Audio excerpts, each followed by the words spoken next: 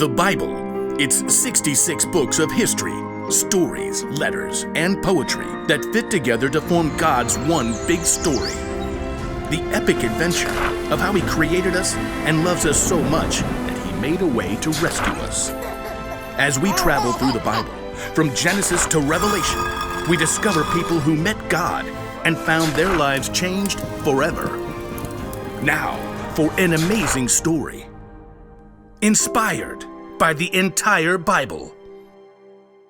In the beginning, God created a magnificent paradise, and everything in it was good. He created water and land and plants and trees and birds and fish and animals. And then, from the very dust of the earth, God created a man called Adam. He created a woman called Eve. They were the first two people on earth, made in God's image, living peacefully in paradise. Adam and Eve were friends with God, but then they made a terrible choice. God had given Adam and Eve one rule. You must not eat the fruit from the tree of the knowledge of good and evil. If you do, you will certainly die. But the temptation was too great for Adam and Eve. They broke God's rule, and what was once a paradise became a broken world. People started telling lies. It was the woman you put here with me. She made me eat it. Brother fought against brother. No! Selfishness spread through generations. When there had been peace in the garden, now there was pain and sin and death separating people from their Creator.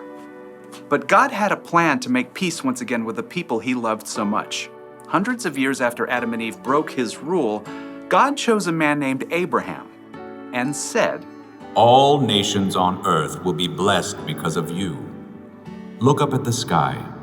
Count the stars if you can. That's how many children will be born into your family. So Abraham had a son, Isaac, and Isaac grew up to have two sons of his own, Jacob and Esau. And those two sons had children of their own. Jacob, who God renamed Israel, he himself had 12 sons. So God had given Abraham a huge family just like He promised. But God's people, the Israelites, were still lost and broken, separated from Him. They still did not have peace. They didn't have peace when God rescued them from slavery in Egypt, when God led them through the Red Sea to escape their enemies. Okay, great. But what are we supposed to eat out here in the desert? Sand? The nation of Israel didn't have peace when God gave them a new law. These commandments are hard. We want a king like all the other nations. They didn't even get peace when God gave them a king. The king's laws are no fair. We want a new God, like all the other nations. Nope, nothing gave God's people lasting peace. They were still lost and broken and separated from God for thousands of years. But God had not forgotten the promise He made to Abraham. All nations on earth will be blessed because of you. God still had a plan to show the people just how much He cared for them. He knew this broken world would never be able to rescue itself, so God made a way. God sent His Son, Jesus, to bring peace on earth once and for all. Jesus grew up, and He taught people love and compassion, forgiveness and grace. He healed the sick and befriended the outcasts. He saw what was wrong and made it right.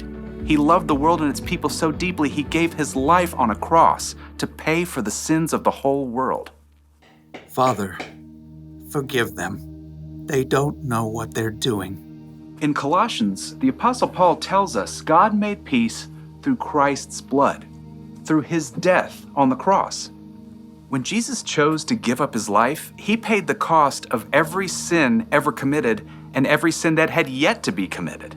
People no longer had to be separated from God. But in the 3 dark days immediately following Jesus' death, His followers didn't understand all of that yet. They huddled in the dark, afraid that they too might be arrested or even killed. Who's there? Early on the morning of the 3rd day, Mary Magdalene arrived at the home where the disciples were staying. They have taken the Lord out of the tomb. We don't know where they have put Him. The disciples stared at each other in shock.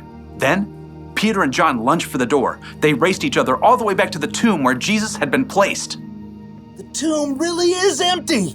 There are the linen cloths they wrapped him in. Peter and John returned home, still uncertain and confused. And Mary Magdalene, who had followed them, stayed behind in the garden. And as she wept, she noticed a man standing nearby. And at first, she thought he was the gardener. Sir, did you carry Jesus away? Tell me where you put him. Mary. The instant the man spoke, Mary Magdalene knew immediately who he was. It was Jesus, alive again. Teacher! Overjoyed, Mary returned to the disciples to share the incredible news. I have seen the Lord! It was true. Jesus had come back from the dead. He's more powerful than sin, more powerful than death. And through him, we can have peace with God and work toward peace with others as God intended from the very beginning.